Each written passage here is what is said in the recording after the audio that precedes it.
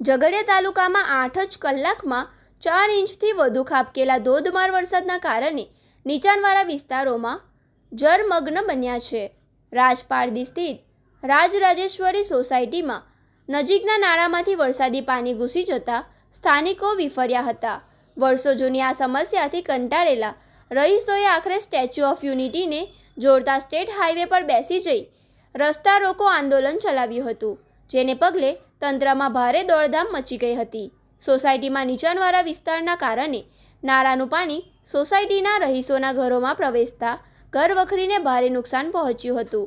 આ ઉપરાંત પાર્ક કરેલા વાહનોના એન્જિનમાં પણ પાણી ભરાઈ ગયા હતા. સ્થાનિકોના જણાવ્યા મુજબ દર ચોમાસે નાના બાળકો સાથે ભયના ઓઠાર હેઠળ રાત વિતાવવી પડે છે. વારંવાર તંત્રને લેખિત અને મૌખિક રજૂઆતો કરવા છતાં કોઈ ઉકેલ ન આવતા આખરે ચક્કાજામ કરવાનો વારો આવ્યો છે. આંદોલનને પગલે માર્ગ પર વાહનોની લાંબી કતારો ખડકાઈ ગઈ હતી.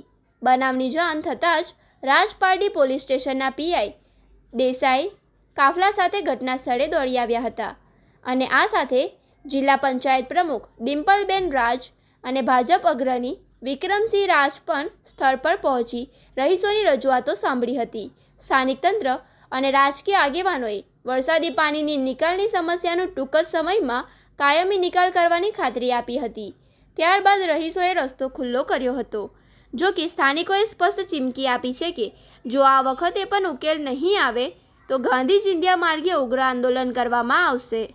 આજરોજ રાજપારડી રાજરાજેશ્વરી સોસાયટી ખાતે વધુ વરસાદ પડવાથી આ સોસાયટીમાં ઘણા બધા ઘરોમાં પાણી ભરાઈ ગયું, તેમજ ઘણા લોકોને નુકસાન થયું છે.